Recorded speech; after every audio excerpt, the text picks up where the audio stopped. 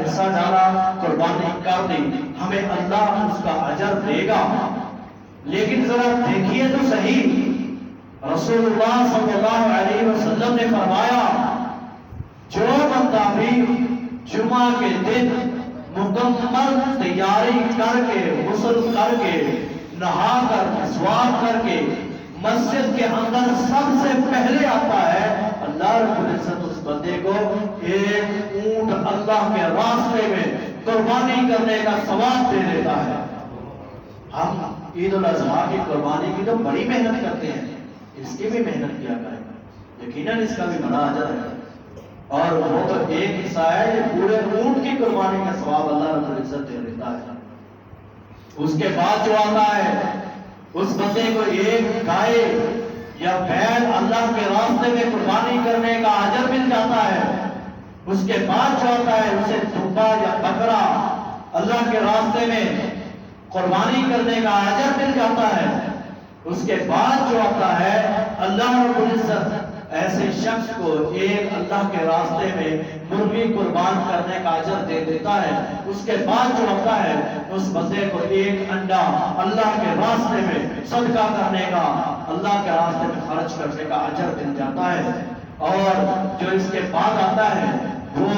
خطبہ جمعہ کے ثواب کو تو پا لیتا ہے، لیکن ان ثواب سے اور ان اجر سے محروم ہو جاتا ہے۔ یقیناً اس کو اپنی زندگی کا حصہ بنائیں، اور یہ بھی بات یاد رکھیں کہ جو بندہ کوشش کرتا ہے کہ میں آج سب سے پہلے چلا جاؤں گا، آج سب سے پہلے صحابہ کرام کا طرز عمل آپ کو بتلاؤں گا کہ صحابہ کرام رضی اللہ تعالیٰ عنہ جس وقت انہوں نے فجر کی نماز کے وقت آنا ہے، کوشش کیا کرتے تھے، صحابہ رضی اللہ تعالیٰ عنہ کوشش کیا کرتے تھے کہ آج فجر کی نماز کے وقت ہی میں جمعے کی تیاری کر کے چلا جاؤں، تاکہ میں حدیث رسول پہ عمل کر کے ایک اونٹ قربانی کا اجر اللہ کے رضا کے لیے حاصل کروں۔ فجر کی نماز کے وقت اور اشراق کے وقت، اور بعض جگہ آج بھی موجود ہے کہ کوشش کی جاتی ہے کہ ہم سب قربانی کا اجر، قربانی کا ثواب حاصل کرنے، اور یقیناً اللہ رب العزت دیتا بھی ہے۔ صحابہ کرام معیار ایمان ہے، ایمان کا حصہ ہے۔ یقیناً اگر صحابہ نہ ہوتے ہم تک یہ دین بھی نہ پہنچتا۔ بات آ گئی ہے تو ایک بات کہنے لگا ہوں،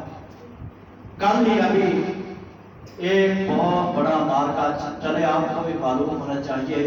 بعض لوگوں کو آپ نے سنا ہوگا کہ وہ سیدنا امیر معاویہ رضی اللہ عنہ، مختصر سی بات ہے، اس کے بعد قربانی کے مسائل کو آپ کے سامنے شروع کرتا ہوں۔ سیدنا امیر معاویہ رضی اللہ عنہ کی شان کے اوپر تبرہ کرتے رہتے ہیں، زبان درازیاں کرتے رہتے ہیں۔ 2 سال قبل فیصل آباد کے ایک گاؤں کے اندر سید سلطان شاہ نقوی حفظہ اللہ تعالی، انہوں نے تقریر کی شان امیر معاویہ رضی اللہ عنہ کے اوپر۔ ایک آدمی آیا، اس نے سیدنا امیر معاویہ رضی اللہ عنہ کی نعوذ باللہ گستاخیاں کرنا شروع کر دی۔ سید سلطان شاہ نقوی حفظہ اللہ نے، جو سرگودا کے بڑے عالم دین ہیں، آپ سب جانتے ہیں،